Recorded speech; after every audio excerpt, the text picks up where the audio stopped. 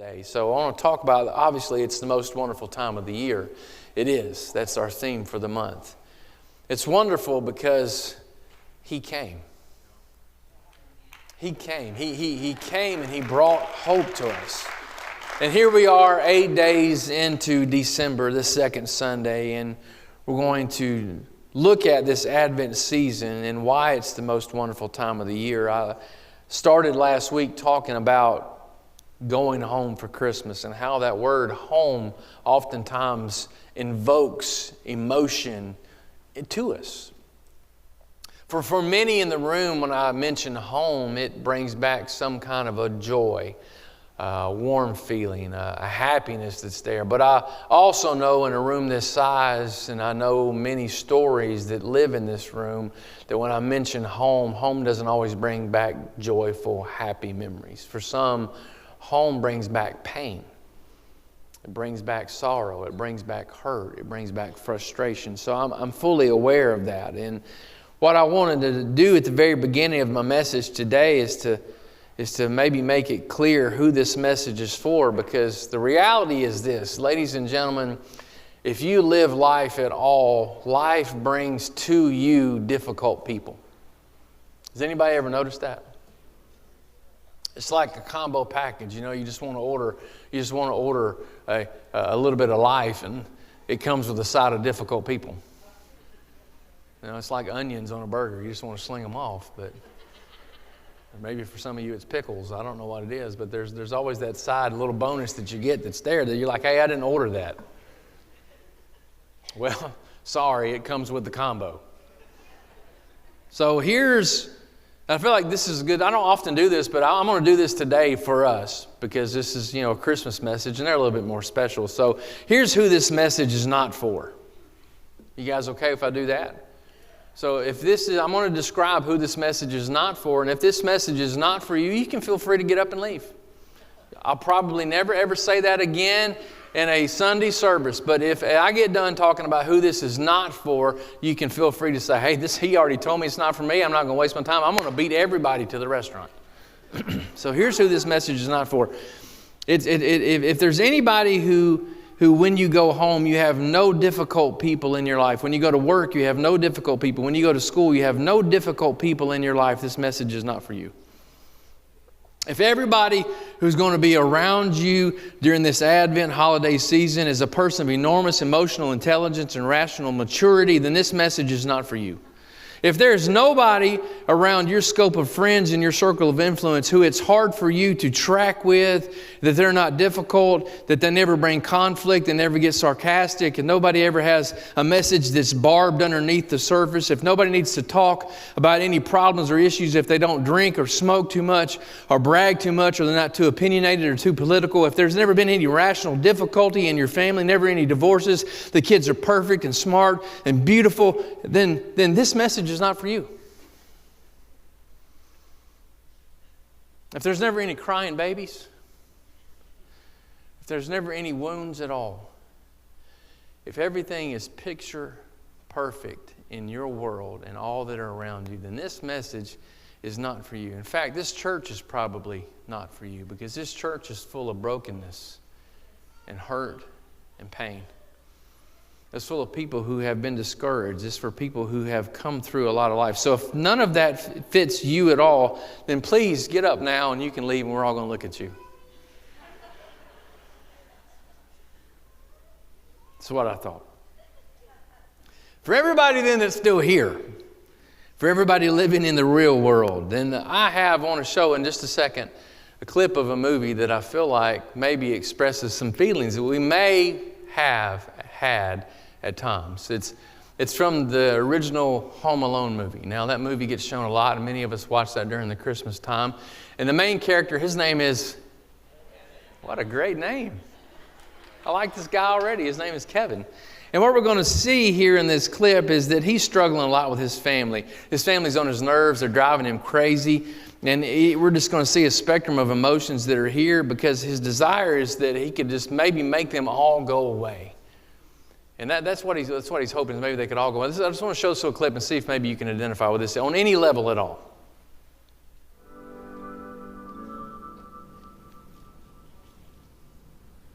I made my family disappear.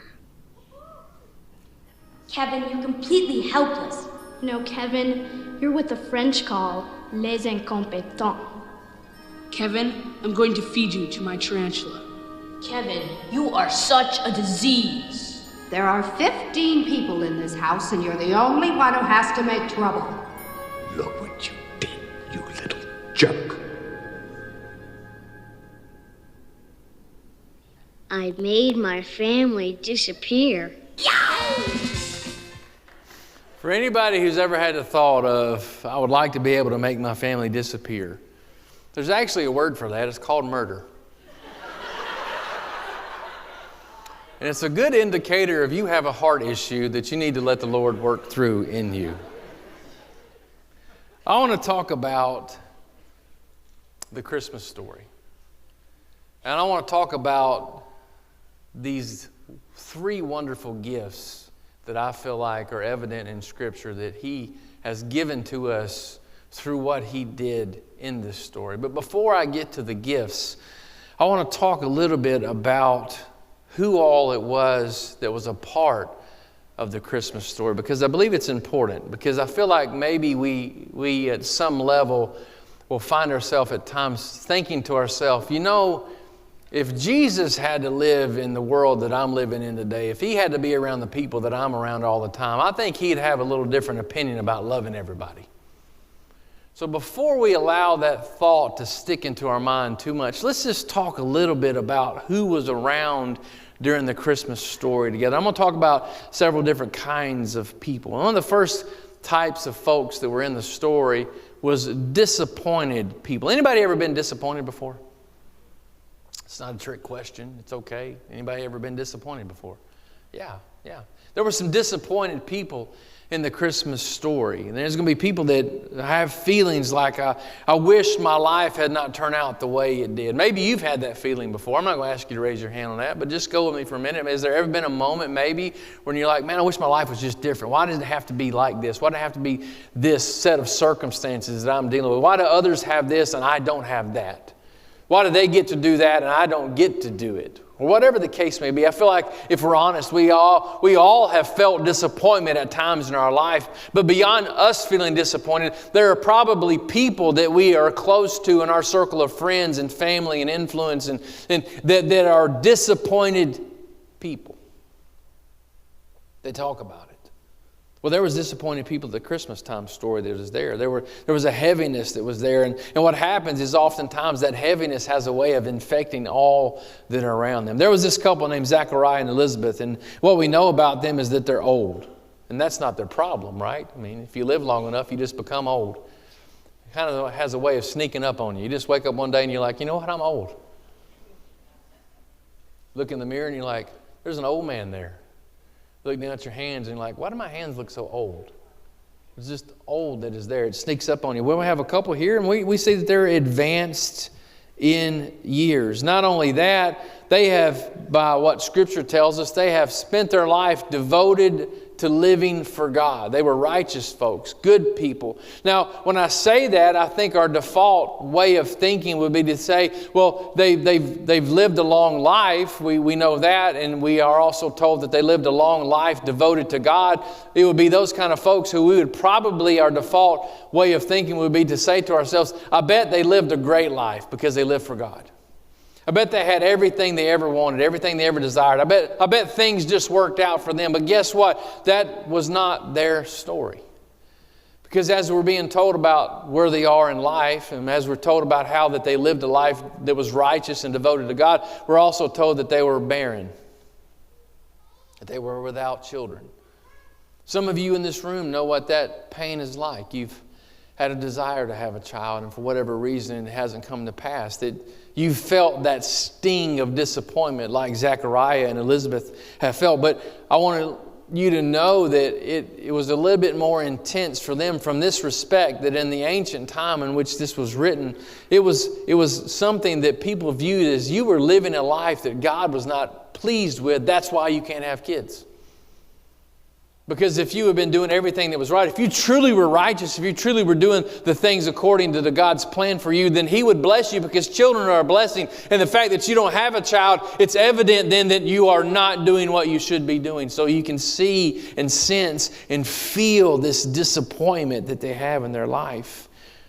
So when I evaluate and see what's going on here in Zechariah and Elizabeth's life and this disappointment they're dealing with, and what they do every day, and they're asking, well, God, why, when I'm doing everything I'm supposed to be doing, I'm living according to your word, I'm living according to your plan, I'm working for the kingdom, why is it that you are withholding this from me? I think it's natural human instinct to ask God, if I'm doing everything I know within my power that is right, then why are you keeping this from me?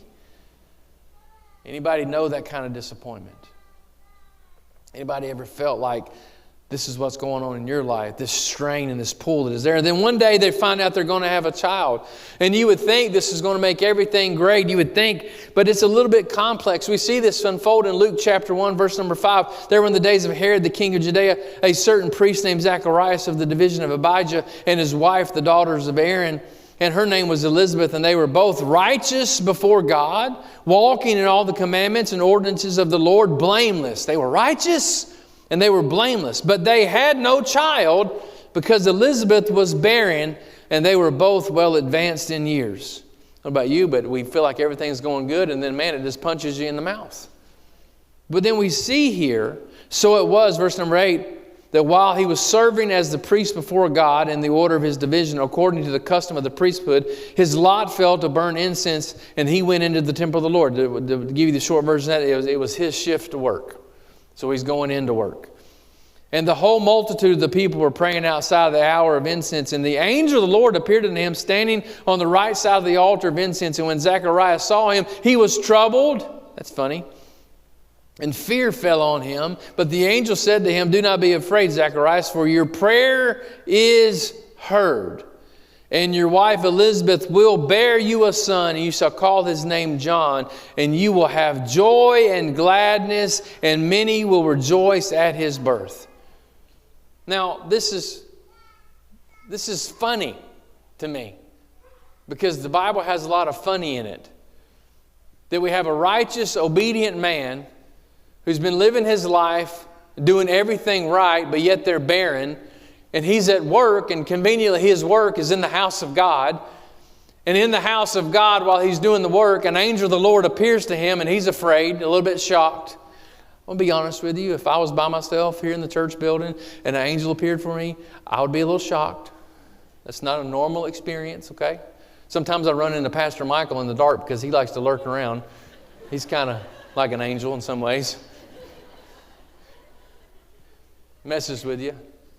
But the part that's funny to me, as he has been praying, that the angel says to him, I've heard your prayer, and you're going to have a kid. And Zechariah's response is not, well, all right. That's awesome. I'm going to be a dad. He starts to argue with the angel. Are you sure? Are you sure? I'm old. And my wife, she's not young either. And you don't believe me, this is the story. He begins to say all the reasons why it shouldn't happen. Because oftentimes that's what happens with disappointed people. Is when they get disappointed long enough that even when God sends an angel to them, they argue with God. This is what's going on here. I don't know if you maybe this time of year you may have someone you run into that's a disappointed person. And these are the kind of folks who show up in the Christmas story. The angel says, okay, you don't believe me? Go to verse number 20. But behold, you will be mute and not be able to speak until the day these things take place, because you did not believe my words, which will be fulfilled in their own time. I don't know how this happened between Zechariah and Elizabeth, but I wonder how that played out for him. Because he comes out, he can't say anything. And they're all like, well, hey, evidently something great happened while he was burning incense, but he can't say a thing. She goes through 9 months of pregnancy. He can't say a thing. He only has to come home and hear her commentary for 9 months. There's no ESPN he can watch. He just has to sit and listen. I guarantee you he won't struggle to listen to an angel anymore next time one speaks to him. This first couple that I bring up, disappointed people. Life is going to bring you disappointed people. Life's also going to bring you stressed people. There are going to be people in your life, and there's going to be people around you during this holiday time that are going to be stressed out. And I want to tell you about two people who lived in the most stressful conditions in the history of the world. Again, I'll take you to the manger scene. And it's almost always when you look at Mary and Joseph, they look so serene and so blissful. I've spoken about this before. You don't walk up to a nativity scene and you look in there and think to yourself, man, they look like they're just stressed out of their mind. Right? Mary's always there, and she's always got her veil around her head, and it looks like she's just kind of calm, and the baby's this, and Joseph's got that. Yeah, that's just what he looks like, right? I mean, you look at those, and you don't ever see. You and I both know that's not real. If they took a snapshot of what was really going on there, I guarantee you, Mary didn't have anything on her. Her hair looks like fright. She's got it on some kind of little dooped up daub on top of her head. Everything's wrinkled. Baby's not laying there peacefully in that manger. It's crying in the hay. And Joseph, he's just about to lose his mind. Because he's already got an earful about the conditions. He's already had to live with, are you serious? A barn? Are you serious? You didn't make a plan? You didn't get on the website? You didn't go to an Airbnb? You didn't get a Motel 6? You got me a barn? Yeah, he's in the background thinking to himself how he's going to dig out of the hole he got in, as every married man has been in before. What you see when you look at that nativity scene is not the real depiction of what's going on. What you see, if you could really see, is two people who are stressed out of their mind. Two people who are feeling the weight and the magnitude of what's been placed on them. Mary was probably about 13 or 14 years old when she gets engaged. And then we're told this happens in Matthew chapter 1, verse 18. Now the birth of Jesus Christ was as follows. After his mother Mary was betrothed to Joseph, before they came together, I think you can understand that. I don't have to paint that picture. Before they came together, she was found with the child of the Holy Spirit. Then Joseph, her husband, being a just man and not wanting to make her a public example, was minded to put her away secretly. Before they were able to be intimate together, she was found to be with child. Mary goes to him and says, look, I'm going to have a baby. I'm pregnant. Joseph's like, well, wait a minute. Pretty sure I would remember this. So who's the baby daddy? It's God. Really? This is the story you're going to tell. You come to here and you tell me this story, and in the tension of the moment, this is what we're going to stick with this, right? We're going to stick with an angel told this. You know what? We just probably need to go our separate ways. Look, I'm a good guy, but a good guy can only be pushed so much. And then he is visited by an angel, and the angel says, "Hang on, buddy. She's telling you the truth." And he has to go back and eat crow and says, you know what? I think I changed my mind. You're a pretty good looking girl. I think I'm going to take my chances. That's my version. You have your own version, but that's how I feel like story unfolds. He has to go back. I'm going to tell you right now, in my marriage, if I take the word of a stranger, even if the stranger's an angel over my wife's word, it's not going to be good when I get back home. It's not going to be good. So I love you. He has to go back and he has to say, I love you. He has to deal with all that. Now, again, this isn't like they were in Murfreesboro. There's, 250,000 people around. They're there in Galilee. It's a small little town. Small little area that they're at. People would have figured out really, really quick what was going on. So they had this stigma that's hanging over them. It's hanging over their head. But now they got to go to Bethlehem because it's tax season. Because some guy somewhere in some palace decided everybody had to be taxed, and now they're going to carry it. We're not giving all the reason behind it. We don't know what's going on, but we know this. They're poor. They're broke. They're ramen noodle kind of poor. That's when you know you're poor, is when you're ramen noodle poor. They're broke. So what's this poorest couple going to give? I mean, they can't even when they go to dedicate Jesus in the temple, they have to give turtle doves because they don't have the ability to afford anything better. That's what the poorest of the poor gave. These people are broke. They're living under a stigma. There's rumors flying around them. They got to now go to pay taxes. And then he says, look, we got to go back because there's a decree. So we got to go to Bethlehem. And she's like, what do you mean, Bethlehem? Why do I got to go with you? How are we going to get there? How's it going to be? What are we going to do when we get there? All these things are taking place. And he says, look, we'll ride on a donkey. And I don't know about you, but this isn't like driving from here to Laverne in our comfortable cars with heated seats and steering wheels. As a side note, is not a heated steering wheel a gift from God? Back to sermon. So we're told in the scriptures that she's great with child, which means she's ready to pop. And they got to make this journey. And what am I talking about? I'm talking about there are going to be disappointed people around you. There were disappointed people at the Christmas story. There are going to be stressful people around you. There were stressed people out in the Christmas story. They're there. Mary and Joseph are about as stretched as you can get. But there's also more people. There's unsafe people. What do you do when you find yourself with someone who's unsafe? Whoever your most unsafe person is that might be associated with you in your life, I doubt they're any less safe than Herod the Great. And by the way, if you gather around the holiday time and somebody has the Great at the end of their name, they probably got ego issues. Pretty easy to pick up on this guy that he's got some things he really needs to deal with in his life. Herod decides that he doesn't want there to be another king. Word has come to him, and I'll get to that in a minute, that there was another king born. Well, he doesn't like that because he was the great. He was the one. He's the king. He's the one that gets to decide. So he doesn't want any competition around him. So he begins to check out. In fact, he decides to kill every infant child under 2 in the whole region of Bethlehem. Can you imagine how well everybody's feeling about that? And here's what happens in Matthew chapter 2, verse 13. Now when they heard departed, behold, an angel of the Lord appeared unto Joseph in a dream, saying, Arise, take the young child and his mother and flee to Egypt and stay there until I bring you word, for Herod will seek the young child to destroy him. See, this is a real story, ladies and gentlemen. This isn't something that we just bring out during the Advent season and unpack on our mantles and shelves and put some lights on a tree and some fat guy in a red suit and a star on top and say, yaddy-daddy-da, let's give some gifts. This is all based about real folks dealing with real issues in real life. This is real. You have to let this story be real. If you don't let it be real to you, you miss out on all the opportunities and the real reason why He came.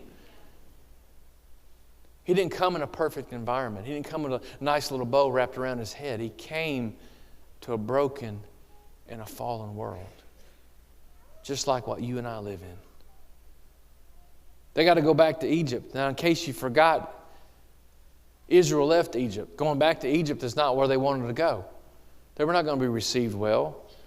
They had to leave their country, their culture, their language to go live in Egypt and deal with all the stigma that was there. Then this idea that when you and I look at the manger scene, when we look at all the stable, that Mary and Joseph are just sitting there quietly. We sing songs like, man, all is calm, all is bright.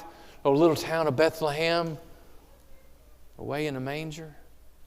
I don't think so. We romanticize something that was never meant to be romanticized, because in doing so, we take away the real understanding and purpose of why He came. But there was more characters. There were different people. I don't know if you've ever noticed that, but God brings you different people in your life. People that have different values and different personalities and different cultures. We see this take place. There was these guys called the Magi. They show up. They're not from Israel. We're told they're from the east.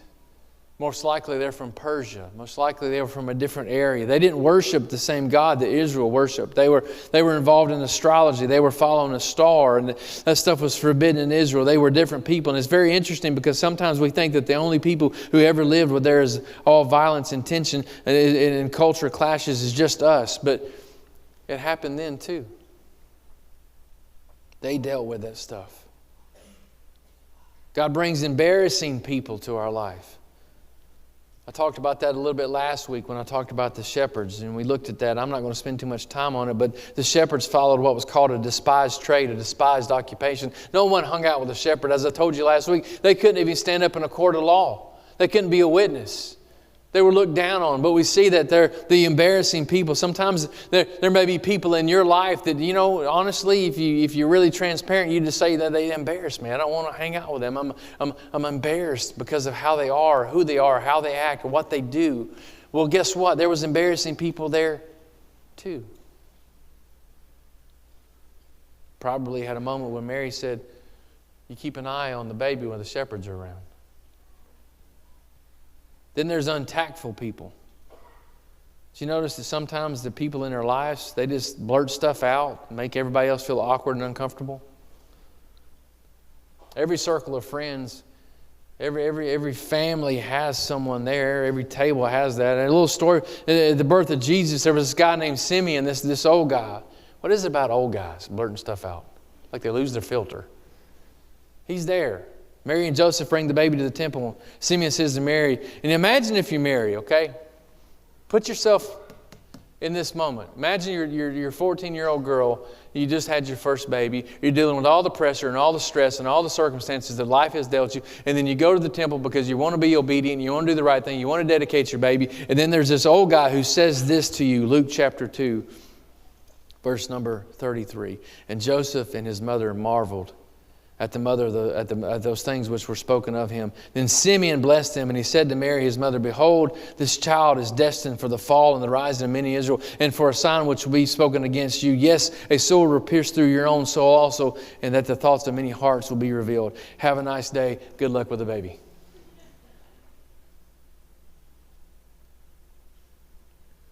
And it says that Mary ponders all these things in her heart. I'm sure she's sitting there going, wait, what did he just say? What was that about a pierced heart? What like, Joseph, did you understand him? There will be people that will come to your life that say and blurt out and they do things that make you scratch your head. They can be untactful people. And then there's crazy people. And everybody has somebody in their family or their circle of friends, and we all think, man, they've just lost their marbles. They're out of their mind. They're out of control. We all have someone that's in our life like that. You know, the same in Jesus' family. There was one character who the family thought like he's lost his mind. He's out there. Like we're going to have an intervention. We're going to have to intervene. All right, I don't want you to think this is odd if this happens and you guys have someone in your family that's this way. It's a little out there, but maybe this is something that might surprise you a little bit, because if you notice in the story I'm going to tell you here, that after Jesus has grown up, he's involved in his ministry. Again, this is real people. This is not just a made-up story. This is real stuff, real life, real people unfolding here. And Mark chapter 3, verse 20 says, then the multitude came together again so that they could not so much as eat bread. But when his own people heard about this, they went out to lay hold of him, for they said, he is out of his mind. Do you know who the he was? It was Jesus. In the story about someone who's crazy and out of their mind, it was Jesus. His family shows up because they think he's out there. He's checked out now. We don't know I don't know where he steered off course, but hey, he's kind of out there now. So they show up. He's in the process of ministering, and the crowd is so great that they can't even eat. They've pushed in so much on him, and then his family's there outside, and there's a whole interaction and there's a whole exchange going on. And they're there to intervene because he's not thinking clearly. He's lost his mind. And the crowd says to Jesus, your mother and your brothers are outside looking for you. And Jesus doesn't say, okay, hang on, time out. I got to go outside and talk to my mom. No. His response is quite different. In verse 31 of chapter 3. Then his brothers and his mothers came, standing outside. They sent to him, calling him. And the multitude was sitting around him. And they said to him, look, your mother and your brothers are outside seeking you. But he answered them, saying, who is my mother or my brothers? And he looked around the circle of those who sat with him and said, here are my mother and my brothers. For whoever does the will of God is my brother and my sister and my mother. How do you think Mary felt about that? She could hear. How do you think his family felt in that moment? They could hear what he said. See, I've been bringing these up for this reason. And I go back to the beginning of my message. Is that all of us have a circle of family and a circle of friends, a circle of people that we're involved in. And inside that circle, I guarantee you, most of the categories that I mentioned, there's someone in your circle of friends, someone in your circle of family who fits that category. And I think it's easy oftentimes for us to think, well, there's a lot that's in the Scripture about me being a person who extends love and grace and mercy. But if Jesus could have lived in my world, if He could have walked today in my shoes, if He could have been around difficult people or crazy people or unsettling people, if He could have been around stressed out people, if He could have been around all that, then he would probably have a different take on it. And I want you to know that's exactly who He dealt with. That's exactly the world He was born into. That there's nothing that you're dealing with in your circle of family and friends that He didn't deal with in His circle of family and friends. So now that you know this, I can actually get to my message.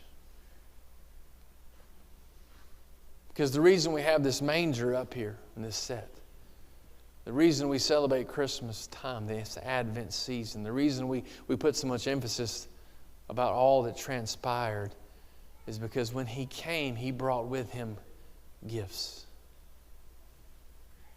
When He showed up, He didn't show up empty-handed. He came for a reason. He came to help us with the difficult people that are in our lives. If I go back to the Christmas story, I want to read it to you from John's Gospel, but it's probably a way that you've never thought about for Christmas. But if you'll give me a minute and let me unpack it, I think you'll see. It says in John 1:1, in the beginning was the Word, and the Word was with God, and the Word was God. He was in the beginning with God, and all things were made through Him, and without Him nothing was made that was made. In Him was life, and the life was the light of men, and the light shined in the darkness, and the darkness did not comprehend it. Verse 14, and the Word became flesh and dwelt among us, and we beheld His glory. The glory is the only begotten of the Father, full of grace and truth. So 2 of the 3 gifts are right there. Grace and truth. This Christmas, I think it's important that you and I, that we're really mindful that when it comes to the difficult situations in our circle of family and our circle of friends, that we're mindful about trying to be able to give grace, because Jesus did this all the time. There was a woman who was brought to Him who was caught, according to the Scriptures, in the very act of adultery. John 8 talks about it. She was caught there. The religious leaders bring her to Him to see what He's going to do. And Jesus stoops down on the ground and begins to write something in the dirt that was there. And we've talked about it for years, what He wrote down. And I had a whole message I did for several years to go back there. I'm not going to revisit that. But all I know is in the process of Him writing, Jesus says this, let him who's without sin cast the first stone. And in the process, the accusers slowly turn and walk away. Because the reality hits them. There's not a one of them standing there that doesn't need grace. There's not a one. There's not a one of them that at some point in their life didn't need mercy. And then He looks up from writing on the ground, according to the story that we are reading in the Scriptures there in John chapter 8. And he looks over at her, and it says this in verse number 10. And when Jesus had raised Himself up and saw no one but the woman, He said to her, woman, where are thou accusers of yours? Hath no one condemned you? And she said, no one, Lord. And Jesus said to her, neither do I condemn you. Go and sin no more. Jesus is full of grace. And I don't care how much people have achieved or how well they can inform. There is nobody in your life that doesn't need grace, and you can be a grace giver. Do you hear me?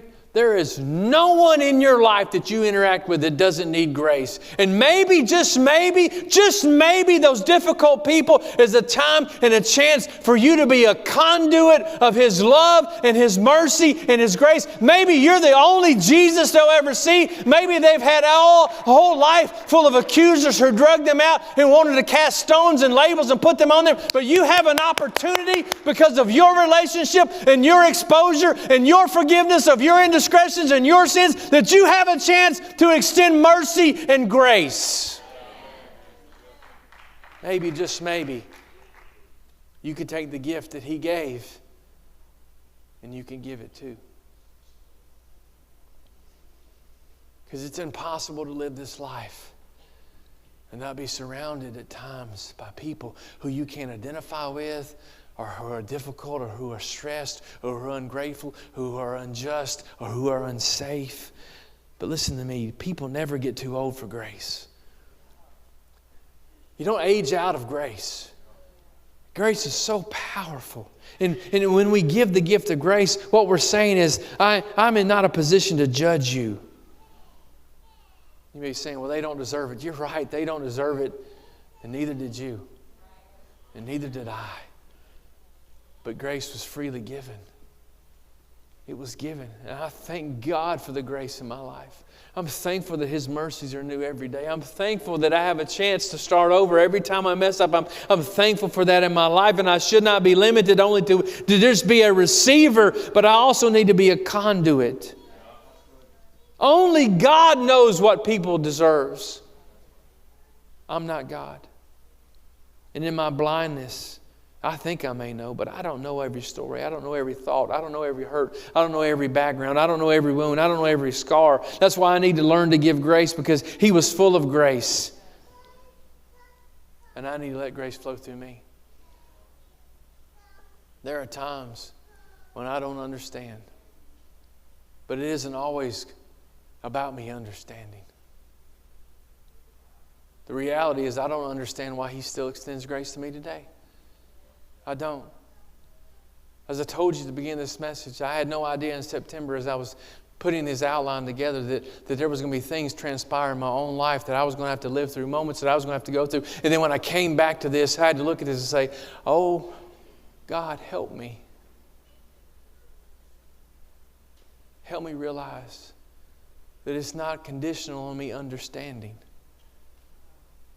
I spent an hour and a half this morning before I could ever sit behind the desk. I spent an hour and a half at that altar in my office because I had to have a right spirit.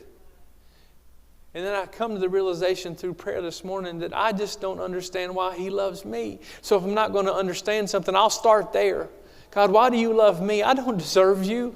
I don't deserve Your grace. I don't deserve Your mercy. I've made so many mistakes in my life. I've failed You so many times. I've given my word and I went back on it time and time again. But yet You give me mercy and You give me grace. And for whatever reason, You still love me. I don't understand it. I can't comprehend it. But it's not about me understanding. It's not about me comprehending. It's about me knowing that He just loves me and He gives me grace and He gives me mercy. So when difficult people come into my life, it's not about me fully understanding their situations. It's about me being able to say, you know what? I don't get You, but I'm going to love You. I don't understand it, but I'm going to give You grace. I'm going to give You mercy. Why? Because He gave me mercy and He gave me grace.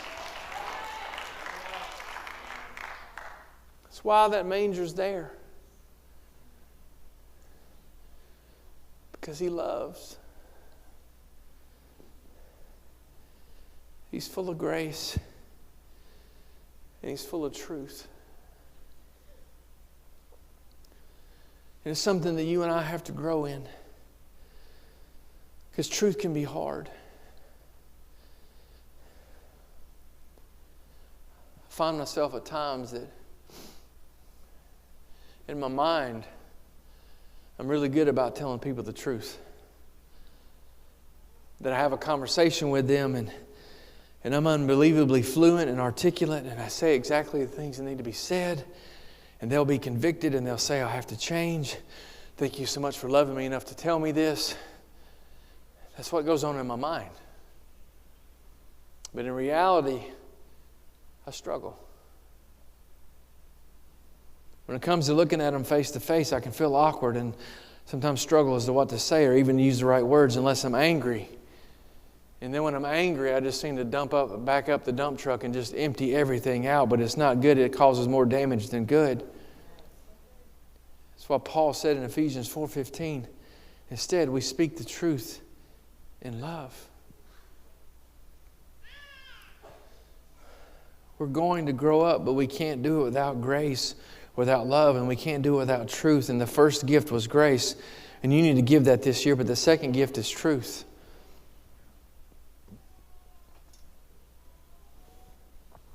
There's going to be somebody who has been hurting people, who their interactions are just off, they're awkward, they talk too much, they're too clingy, they're too needy, or they've done things that's just unfair, or damaging, or hurtful, or dishonest, or they have a problem or an addiction. And we're gonna love all that we can, but some part of loving is speaking truth to them too. You got to have grace. You got to extend grace. But as you're extending grace, as you're extending mercy, you got to follow it up with truth. But truth has to be given in love. Now, we can't control how they receive it. But it's not on me about how they receive it. It's on me about how I give it. So it's not just about putting them in their place. Tell you something about you. You lose your mind. I wish I could make my head do like that. Some of y'all are gifted at that. It's about understanding. Before I ever get there, I got to give you grace. And I need to love you enough to say, I got to say a hard thing to you, but I hope when I say the hard thing, it comes across that I love you. I love you enough to say the hard thing. Now here's the thing, okay? Those are the two. But then I feel like God directed me to the third. I didn't see it at first.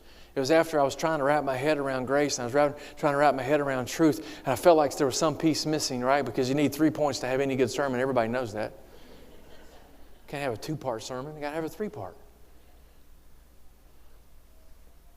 The third gift, I give people grace. Grace enough to love them. I give them truth enough so that they can go look in the mirror, so that they can be aware of the reality. But here's the third part, is then I have to recognize it's not going to change immediately. Because the third gift is time. I'm such an impatient person. I'll admit it to you, I'm impatient. I am a work in progress. I am. I'm thankful God gives me mercy and grace because I can do so. I feel like, look, we went through this. I told you this. Why are you back talking to me again about this? I don't understand. That's me. I'll just, again, I'm the one speaking today. I'll be the one who's transparent. I give the grace. I say the hard things that are hard to hear. And I try my best to do it in love. And then, you know what? Buddy, shape up. But it doesn't work that way. Because more often than not, what we're dealing with are core personality issues. And they take time. Because here's the reality. I have to step back from myself to look at me and realize I'm still a work in progress. I know I look good. And I got it all together. My hair's nice. My tie looks nice. All of this is because of her. I'd be up in her pajama pants. I'd look like Walmart people.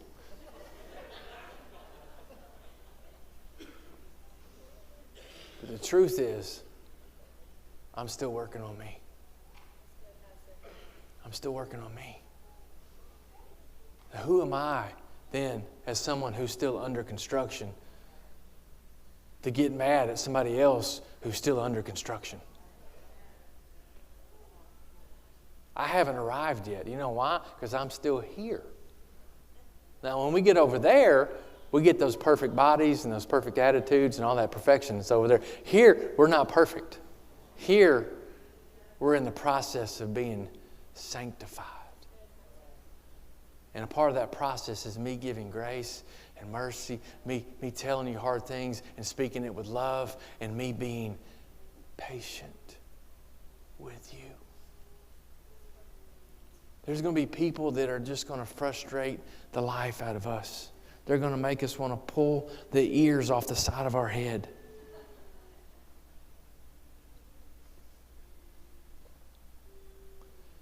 So I was thinking about how to wrap this up. Thinking about my own impatience. Thinking about how we live in a microwave world. You know, it would be great if we could microwave people, right?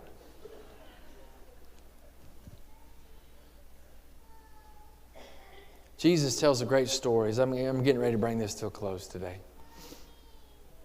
He tells a great story about a guy who's planted a fig tree.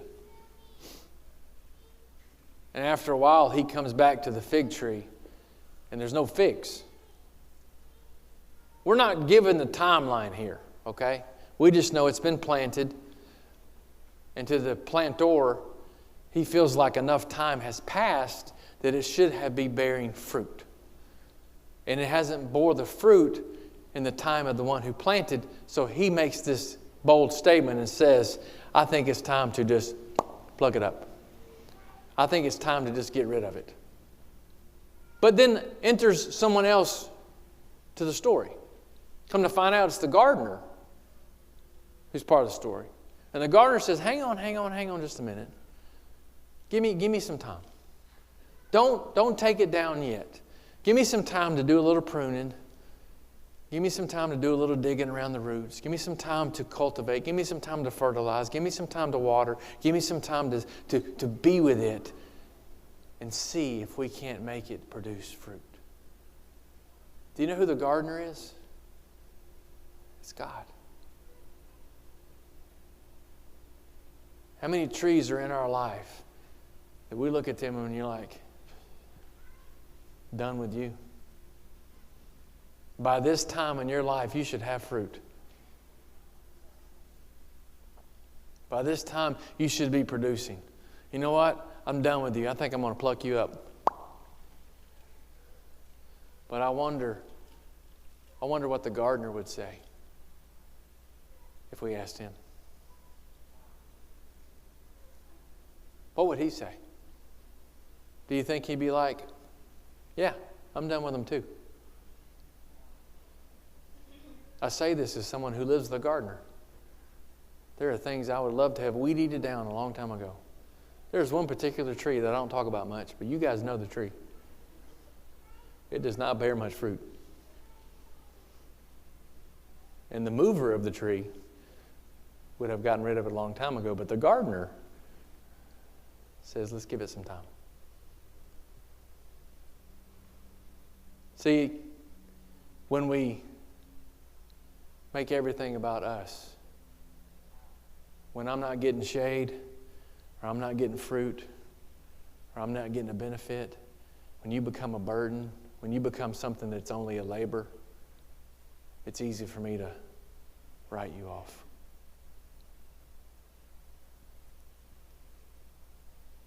The question I have is with those people that we want to write off, will I be open to listening to the gardener? Will I be open to bringing these people that he wants me to love, these imperfect, real people? Will I be willing to allow the grace and the truth and the time in me be used on them?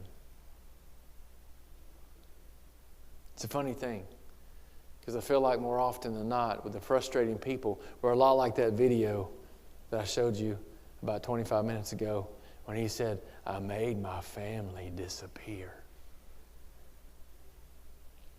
So as I end this, musicians come. This is probably the most important thing I want you to hear today. You are not a grace or a truth or a time factory. But you can be a conduit that those things can flow through. There's this wonderful verse in Isaiah where God is talking to Israel in a way a lot like He would probably talk to you and I right now. They're living in a real hard world, and there's not a lot of peace, there's a lot of stress, a lot of dysfunction, and as you read, you pick up on the fact in Isaiah 49 that they're really struggling to understand if they're even loved. So, if I can't really give love to somebody else, if I don't know that I have more love coming my way, we tend to hang on to it. But God says this to them in Isaiah 49, verse 15, reading from the New Living Translation. It says, "Never can a mother forget her nursing child? Can she feel no love for the child she has borne? But even if that were possible, I would not forget you. See, I have written your name on the palms of my hand." That's why He came. He has our names written on the palms of His hand. He was born in a manger, and He lived with disappointed people. He lived with stressed people. He lived with unsafe people and different people and embarrassing people. And He gave them grace, He gave them truth, and He gave them time. He went from that manger to a cross. He went from that stable to Calvary. And at Calvary, He willingly laid down His life for you and I. He stretched out His arms. And where my name was written, and where your name was written, they drove spikes through it. And the first words that were ever uttered at Calvary from Jesus Christ were words of forgiveness. So next time you're tempted to just write somebody off, maybe you just look at your hand. Next time you want to just walk away, you want to just give up, maybe you look at your hand.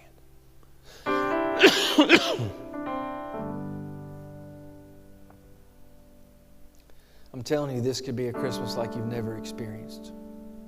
No, you don't know how they're going to respond. I don't know how they're going to respond either. I'm not talking about that. I'm talking about, would you be the giver?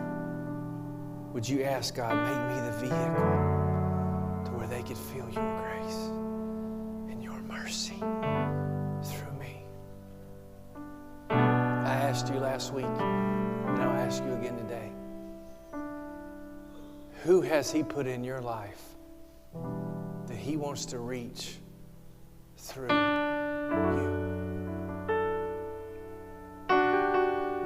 Who is it in your family? Who is it in your circle of friends?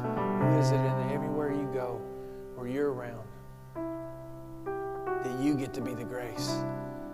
You get to be the conduit for grace. You get to be the conduit for truth. You get to be the conduit for time. Now I know, look, please, I know that there are some unbelievable situational circumstances in this room. And I'm quite sure that your story would be something that I would have a hard time getting my head wrapped around. But He loves those people too. And you may be the only opportunity they have to ever see what real love looks like. So as you bow your heads and close your eyes if you're comfortable, I wonder, when you think about that person, maybe the relationship is just bumpy or difficult or awkward, and you're not quite sure what to do with it, and you want to talk to God, or maybe it's this one, maybe it's deeper, maybe it goes deep. There's a wound, there's a hurt, there's a dysfunction, there's a pain that's just so raw. I wonder if you could just give that to Him today. Turn it over to Him. Let us pray. God, in the stillness of this moment, as we are open and honest before You, I pray, God, that we can have a new outlook on the difficult people in our life. To realize, Lord, that we've been difficult too. Thank You. Thank You for the grace and the mercy that's new every morning that I experience in my life. Thank You for the truth that I get to hear in the time that You've given me. I pray, God, that we could be the conduits of that to those that are around us. I pray, God, that You would help us bring the peace to our family, to our friends. We know that it does not come from without, but from within, and You are our peace. I pray, God, You would give us that peace that passes human understanding. I pray in this room right now, God, that there would be a ministry of healing and of grace and of truth and of love and of time, and that it would be the miracle that You came to give to us so long ago, so many years ago. I pray that in Jesus' name. In Jesus' name. This altar is open. I would invite you to come today. I would invite you to bring your hurt. I would invite you to bring your pain. I would invite you to bring your brokenness. I would invite you to bring your struggle, your stress. I would invite you to bring the brokenness that is there.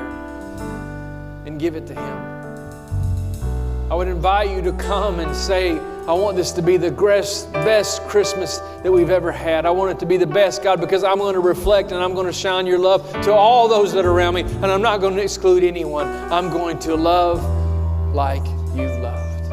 I invite you to come. This altar's open.